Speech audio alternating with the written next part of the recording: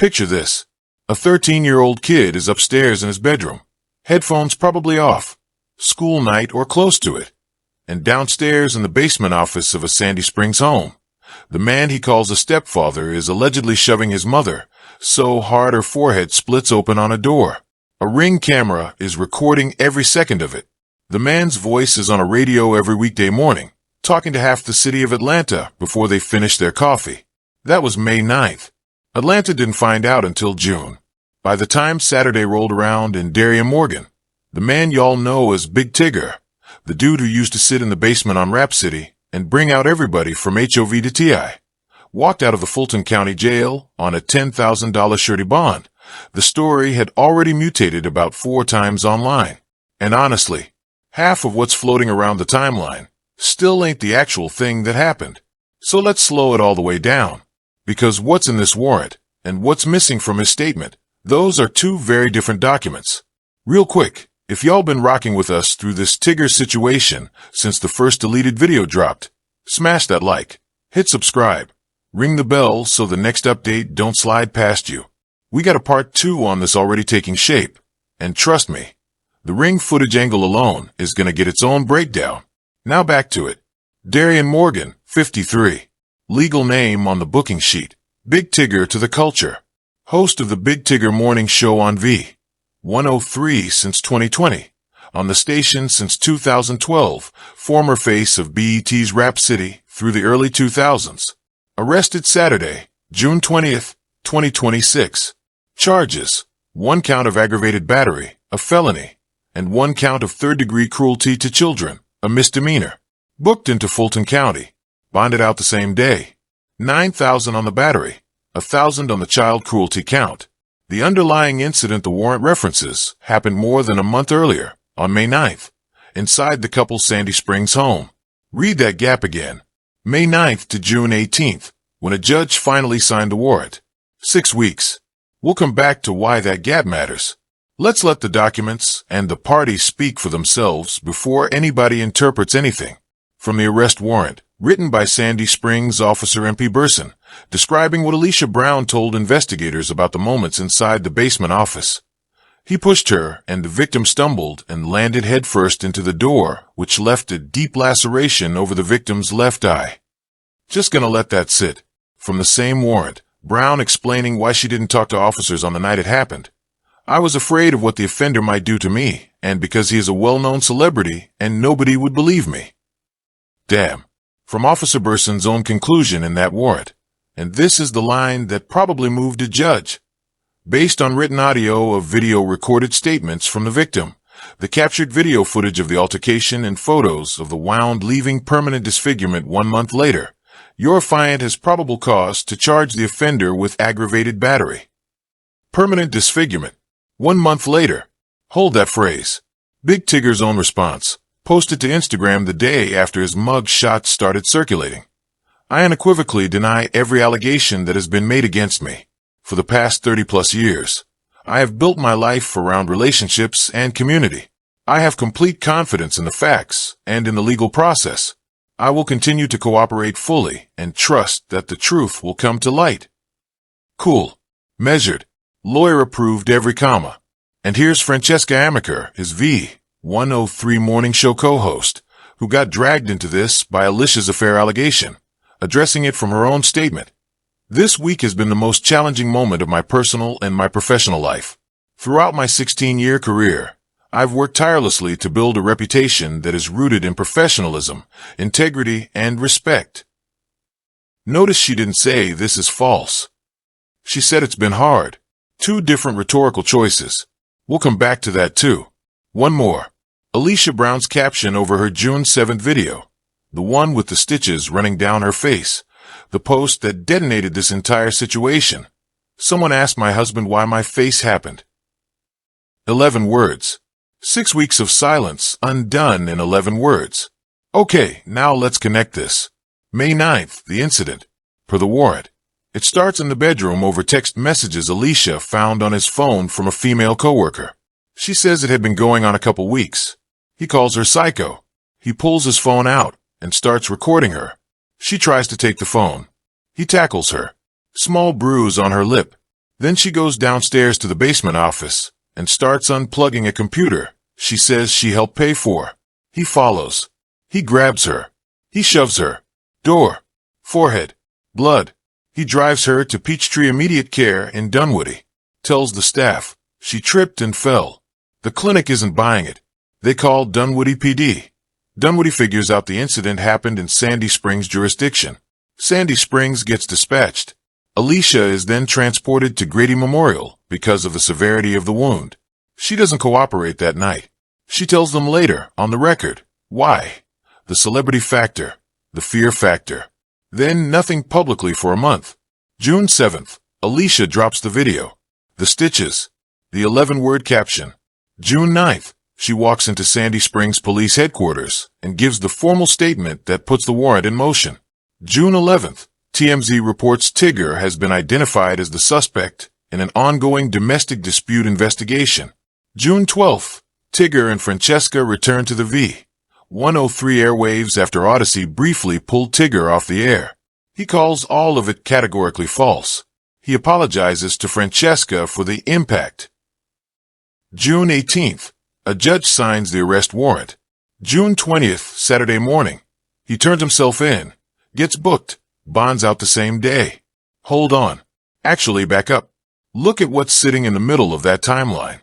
Between June 7th, when the video drops, and June 18th, when the judge signs, that's 11 days where Tigger went on his own radio show, on Audacy's airwaves, on the V103 mic, and told the whole city those allegations were categorically false. 11 days. With the Ring camera footage already on a server somewhere in a Sandy Springs evidence locker, with a deep laceration on his wife's face that an officer would later describe in writing as permanent disfigurement. 11 days of false. That part is the part. And the kid. We almost let that one slide past us, but the warrant doesn't. The 13-year-old, Alicia's son from before this relationship, was in his bedroom above the basement office and heard everything. That's not me dramatizing it. That's the language the warrant uses. Heard everything that occurred between the victim and the offender from his bedroom above the basement office. That sentence is the entire third-degree child cruelty count, right there. 3 things I keep coming back to. Not the big stuff. The fragments. The phone. Pay attention to what kicks this off. The argument in the bedroom isn't about whether the affair happened. The argument is about the phone. He pulls it out. He starts recording her. She lunges to grab it. That's the trigger. Think about what that posture means. A person who knows their phone holds something they don't want documented, but who then turns the same phone into a weapon by pointing it at the partner mid-argument. That's not random. That's a tactic. A learned one. The kind people use when they're already half anticipating that this footage might end up in front of somebody official. The irony being, it's the other camera, the one mounted on the wall, that ends up doing the talking. He couldn't unplug the Ring. The urgent care lie. The warrant says he drove her to Peachtree Immediate Care, and the staff was told she tripped and fell. Y'all, stop and think about who that lie is for. It's not for Alicia. She knows what happened. It's not for the cops. They ain't there yet. The she tripped and fell line exists for one audience and one audience only. The medical chart. A paper trail. Something that, 3 weeks later in a deposition, you can point at and go, see. Even the night of. That's what was said. Except the urgent care staff trained on this exact scenario clocked it instantly and dialed Dunwoody PD themselves. That's the moment the whole strategy unraveled. Not the IG post. Not even the warrant. The moment a nurse picked up the phone. The bond math. $9,000 on a felony aggravated battery. $1,000 on a misdemeanor cruelty to children. Tigger walks out the same day on 10 grand total. I'm not saying that's wild. Those are normal range bonds for those charges in Georgia, for somebody with no prior. What I am saying is, when people in the comments are out here yelling, he should still be locked up. Understand that the system doesn't work like that on a first booking. Bond don't measure guilt. Bond measures flight risk. And a 53-year-old radio host with a morning show, a city, and a brand he's been building since the Rap City days ain't flying nowhere. He's gonna stand and fight this thing in a Fulton courtroom. That's the version of cooperating fully his statement is talking about. Watch the angles different outlets took. They tell you something. Audacy played it like a labor and institution story. Heavy on Audacy. Heavy on Frank Ski subbing in. Heavy on the V103 rotation. Framed Tigger almost as an Atlanta civic figure with a legal problem. The headline focuses on the aggravated battery charge. Real measured. Real city paper. TMZ went straight to the booking sheet and the bond numbers. Pure transactional. Busted. Bond posted. Out by sundown. They handled it like another celebrity arrest brief, which is what TMZ does best. Facts on the desk. No editorial. Let the photo do the work. The griot leaned into the affair angle. The Francesca Amiker statement. Alicia's. Yes, we're getting a divorce over his relationship with Francesca. Shade room comment. They framed it as a relationship implosion that happens to involve charges. The legal stuff is almost a footnote in their version. And then you got the shade room and the IG aggregators who turned it into a thread. Alicia's old 2013 case in Maryland, where she left her 4-year-old daughter in a car at the Maryland Live Casino. The missing daughter situation tied to that same child. The dad of that daughter saying he tried to warn Tigger. That whole ecosystem started building a counter-narrative real fast. Let me steelman the counter-narrative for a second, because I want y'all to see it fair. The argument goes, Alicia has a documented past. A child endangerment case from over a decade ago. An unresolved situation with her older daughter. Public mood swings on Instagram. Posts up, then deleted, then up again. The shade room covered all of that.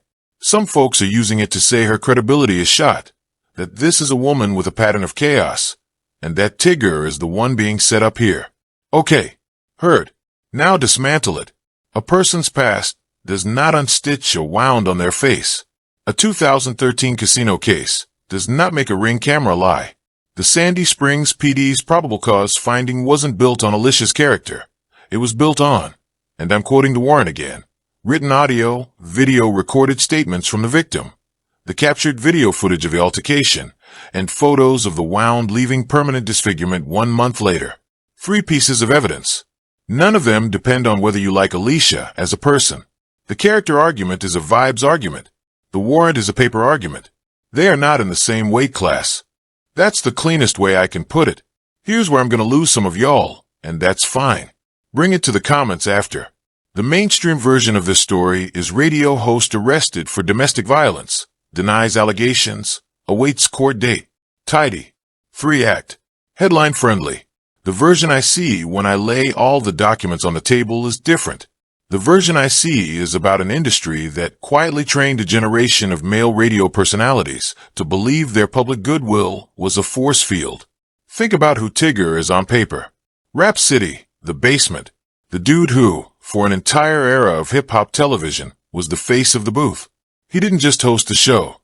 He gave a lot of rappers their first nationally televised freestyle moment. He was a bridge.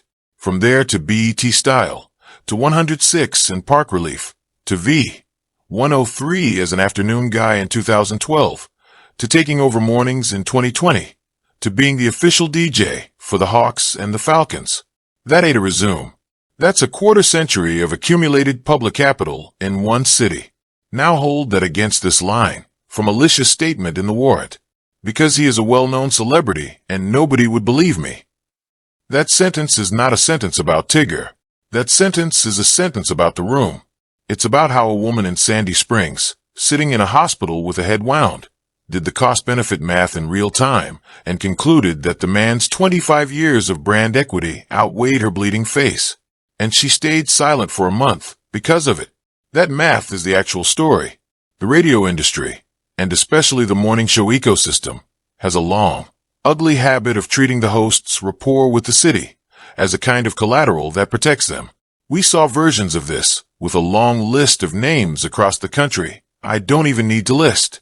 The pattern's the same. Beloved voice. Decades of memory. Quiet allegations. Slow institutional response. Audacy pulling Tigger off the air for 4 days, then quietly putting him back on, then having Frank Ski sub for 1 full week after the arrest. That is not a company that's figured out what to do. That is a company that's waiting for the legal process to give them cover for whatever they were already going to do. A handful of jabs at the prevailing read, since I owe y'all some.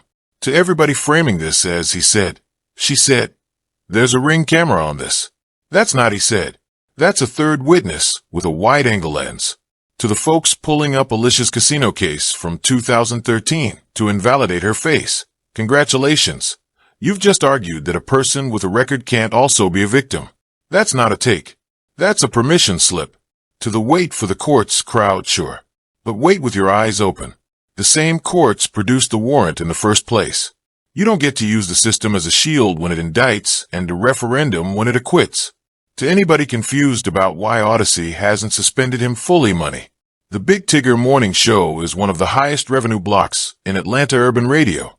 Suspensions cost ad inventory. That's all it is. Don't make it deeper than that. And to the people in his corner who keep saying, the truth will come to light. Yeah, about that. The truth is on a 32 gigabyte SD card in an evidence room. It already came to light. That's why there's a warrant. He didn't lose the room because of the video. He lost it because of the lie at urgent care. Look ahead with me. 3 lanes. The path most likely to land. This thing settles before it ever sees a jury. Watch how an aggravated battery charge in Georgia, with 1 count, 1 victim, no priors, and a defendant with strong community ties typically resolves. Plea negotiation. A reduction from aggravated to simple battery. Probation. Court-ordered domestic violence intervention programming. Maybe. A small custodial term if the prosecution leans hard into the Ring footage and the permanent disfigurement language. By the time this hits a Fulton County docket, for anything beyond arraignment, expect a deal already half-cooked between counsel. Tigger keeps his record cleaner than people think and quietly returns to the mic by the back half of the year. The path that flips the table. Alicia retains independent civil counsel and files a parallel civil suit. The criminal case becomes secondary. The civil case becomes the bloodbath. Discovery in a civil action gets into the phone, into the text messages, into the alleged affair, into Audacy's HR file on Francesca. Don't be shocked if a settlement appears with an NDA wrapped around it before anything reaches a deposition. The minute that civil filing hits Pacer, V103's lawyers start drafting an exit clause. Tigger's contract probably already has. That's the lane that ends his morning show, not the criminal one. The aftershock 5 years out. And this is where it gets cultural. Once this Tigger case settles, expect a wave. Atlanta radio is overdue for a generational changeover, and Audacy has been quietly building toward it for 2 years. Frank Ski back on the rotation. Francesca Amiker as a recent hire. Multiple co-host swaps under Tigger since 2020. By the time we're staring down the back half of the decade, the booth that Tigger occupied since the Obama administration is going to belong to somebody who was 19 years old when Rap City went off the air. And the way this case wraps, quietly, with a plea, with a brand bruise instead of a brand kill, is going to become the template for how legacy radio survives its first wave of #MeToo-style reckonings without actually changing. That's the residue. A whole industry learns that if you're famous enough, long enough, in one market, you can absorb a Ring camera tape and keep your time slot. The opposition fails because the opposition is still arguing about Alicia's character when the case stopped being about her character on June 18th, when a judge signed. The case lands the way it lands because Atlanta isn't a city that lets go of its voices easily, even the ones it probably should. And somewhere in all of this, a 13-year-old kid who heard everything from a bedroom above a basement office is going to have to grow up reading about it for the rest of his life. That's the part nobody on the timeline is sitting with long enough. If you made it to the end of this one with us, you got the real read, not the headline version, not the radio version, the paperwork version. Hit that like, drop your honest take in the comments, because I want to hear where y'all land on the industry angle specifically. Subscribe and ring the bell. And pull up for part 2. We're already in the documents on the civil suit angle. This famed Cryptix breakdown isn't done yet. Y'all stay sharp out there.